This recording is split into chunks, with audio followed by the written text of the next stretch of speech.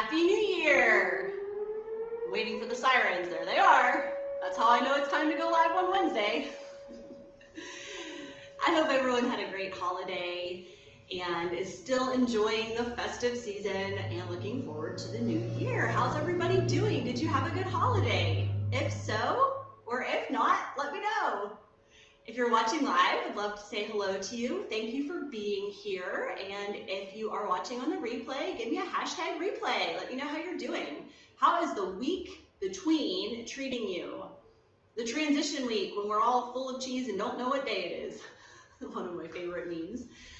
I wanted to just pop in briefly today. I don't have a lot of time, but I wanted to come in and talk a little bit about growing since it's about to be the new year.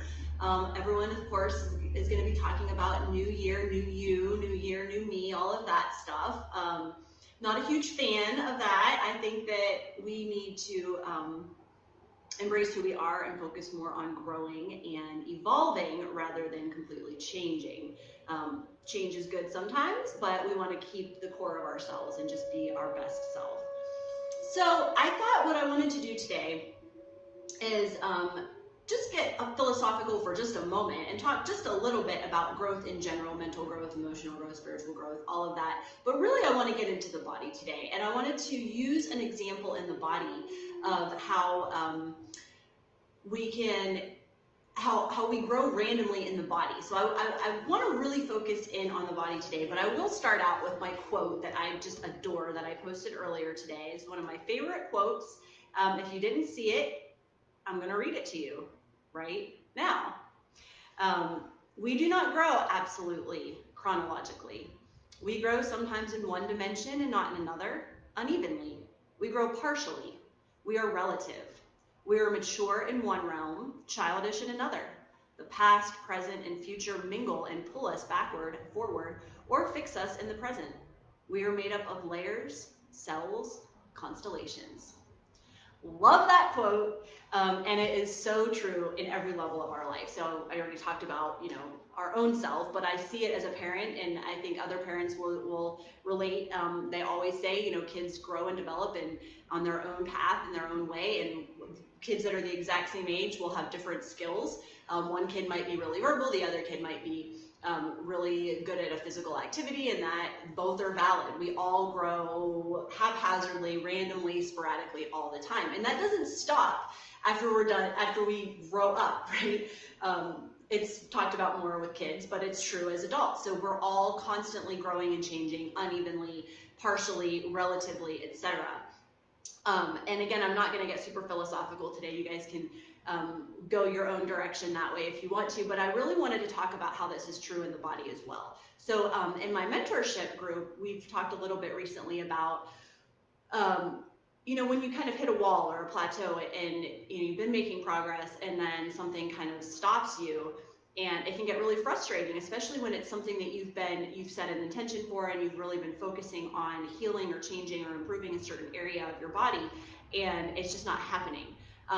So I think it's important in those times to remember that it probably is happening, but not exactly where you're looking for it. And in fact, you might be hindering yourself if you're getting really obsessed with a certain thing. So for instance, if say you have shoulder pain, and you're just like completely fixated on this shoulder issue, and all the while the problem is some sort of stability thing between your hip and your shoulder, and you're just focusing on the pain here, all the while your hip is figuring out how to get stable to support your shoulder. So this is just an example, but my point is that things can be changing and improving and growing and healing and processing without you noticing it, without you realizing it. And sometimes you might be stuck on something else, and before you know it, it resolves itself because something over here has been developing. So what I thought I would do is use that shoulder hip example today. And this is actually kind of a companion video to one that I posted ages ago now, back when the group first started, like in the summertime, a little video that I posted about the hip and shoulder connection, which you can find actually in the unit section. So there is a unit section entitled hip and shoulder connection, and that video is in there. So I will actually, after the fact, I will post this one in there too, because this is going to be a companion to that. So today I want to talk about how you can maybe bring awareness to the different directions that things might be growing. And in the case of the hip and the shoulder, I want to focus on this sort of diagonal line that can happen. So what we're going to do in our bodies, you can take it further in your own mind and let it be a representation of how we grow, how everybody grows in their hearts and their souls and their minds. So if you have a pair of black balls, grab that, or maybe have a pearl and a black ball. If you're a huge enthusiast nerd like myself, you might get 4 black balls so that you can do 4 things at once. But if you don't have any balls at all, I still encourage you to try this, because I think that just bringing the awareness to these areas will help you have a sense of how things can grow and expand in opposite directions. So you don't have to necessarily have the ball. If you do, go ahead and grab it now.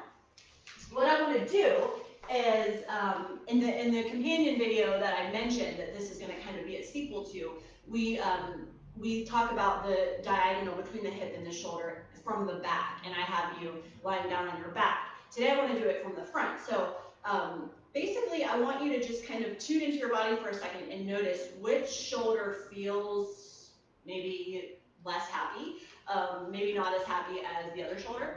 And I want you to place the ball right there in the front of that shoulder. This is going to be super gentle, and it's not going to feel super intense. I'm actually going to use my pearl for this. So you're going to put that in the, for me it's my left shoulder, so I'm going to put it in my left shoulder. For you it might be your right. Now I want you to take your other ball, your black one, or if you only have like another large size, you could use that. And if you don't have any ball, you could just use nothing, or you could use a pillow, a little like throw pillow or something. Take your other prop and place it in front of that other hip. So this is what I look like lying down. One here and one here. So what you're going to do is start to feel the connection between one shoulder and the opposite hip. So the side that has the ball in the shoulder, go ahead and stretch that arm out. So this might bring the ball into the armpit a little bit. The side that the hip that has the black ball, just think about that sense of that leg sort of intending to extend out of the joint. So I'm going to see if I can get a slightly better angle here so you can see both balls. Okay, so there's that one. And, okay, perfect. There's that one. Looky there. We can see them both, just about. You can see that one right there. So think about this leg just sort of reaching out of the joint and extending out. This is not an active grippy stretch. It's just a feeling of extension out of the hip. And then that other arm is overstretched. You can place your opposite arm under your head as a pillow. And I just want you to take about 3 breaths here, breathing into both points. So imagining that shoulder expanding to the ball, imagining that hip expanding to the ball. And feeling a sense of everything moving away from the center. So this is that growth concept, right? So we're not staying in the secure little center part of our body. We're going to allow ourselves to stretch and grow. After you've been here for a bit, go ahead and actually lift the opposite arm and leg. So you're reaching your one foot towards one corner, your opposite hand towards the other. Your head can rest on the floor. Take a couple of breaths. And relax. Now, we're just going to do 2 points for today. You could do this a lot more thoroughly if you want. Take your hip ball, move it down the leg. Pick a spot that feels just right. You might be up closer to the hip. You might be closer down to the knee. Pick a spot that feels just right. For me, can you see that there? It's down by my knee. I'm going to take this ball and bring it out to my elbow. So again, opposite arm, opposite leg. And I'm going to rest here for a minute. I'm going to feel the 2 points of contact with the ball and try to feel a connection between those 2 points. So take a couple of breaths. Imagine an invisible line or a string connecting the 2 opposite corners. And after you've done that for a few breaths, you're going to switch. So now you're going to take your shoulder ball and put it in the opposite shoulder. I will swivel, and you can see that one there, and then take your hip ball, place it in your hip. So same exact thing. You can use your other hand to support your head if you want, or you can just rest your head straight on the floor. The shoulder ball arm is stretched overhead, and hip ball leg is extending the other way. Breathing into those 2 points. A couple of breaths here. I'm only doing maybe 2 or 3 for now, but this is something you can spend a ton of time on if you wanted to. Feeling, again, that sense of expanding, growing, moving, transforming away from the center on that diagonal. After a few breaths, move the balls both down closer to their respective joints. So pick a spot. Since we're only doing a couple of spots right now, you might be a little higher up or a little closer to the knee. The arm ball might be closer to the elbow or shoulder or even beyond if you wanted to go beyond the elbow. Same with this other ball, that could go beyond the knee as well. So this could turn into a really long process if you wanted it to, but it doesn't have to. And again, that sense of the leg extending out of the hip, the arm extending the other way. You can lift the arm and the leg to get that sort of contralateral crossing midline sensation of that imaginary diagonal line, connecting two seemingly disparate places, but actually they are they're opposite. So, you know, equal or opposite reaction. In this case, we're kind of focusing on the opposite reaction. Once you've done both sides, roll onto your back for a second, and I personally like to lie in a huge X. So feeling those 4 corners, both feet, both hands, feel your head in the middle, you're like a star. My kiddo has like mindfulness stretching cards, and one of them is become a star and count your 5 points. So let's find our 5 points. 2 hands, 2 feet, and a head, making a star. And feeling those diagonal connections between those star points. See if you can breathe into the space between all of them.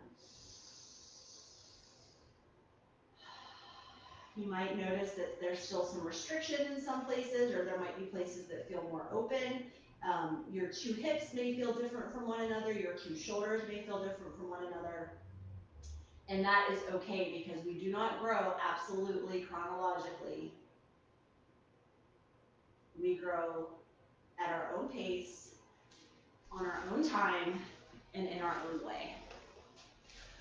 So play with that, because that is the kind of thing that you can really, you know, we did the diagonals today, but you could totally do, I mentioned at the beginning, if you have 4 balls, you could do a black ball each in the shoulder and a black, hey Cassie, great to see ya.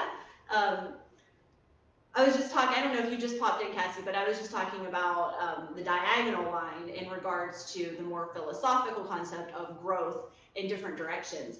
But I was about to say that if you had more than just the 2 balls, you could do 2 in the shoulder, 2 in the hips, feeling a square, feeling all of this kind of connecting, and then letting things radiate out from there. And as I mentioned too, you could go all the way, we started at the shoulder and the hip working towards the next joint, but you could even go beyond that all the way to the feet and the hands. So this is something you can really play with.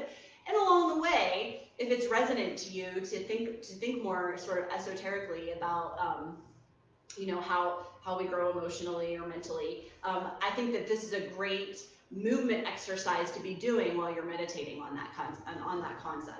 So just a quick little thing there today. Like I said, I don't have a ton of time. Next week on Wednesday at noon, I'm going to be kind of reintroducing myself to our new members and creating a new sort of welcome video explaining a little bit more about how to navigate through the group and where to find certain things and how to navigate through the units, etc. And I'll also be doing an embodiment / movement exercise next week as well, but it's going to be kind of a new year, new welcome video theme kind of deal next week. So hope to see you then. In the meantime, have a wonderful, safe holiday.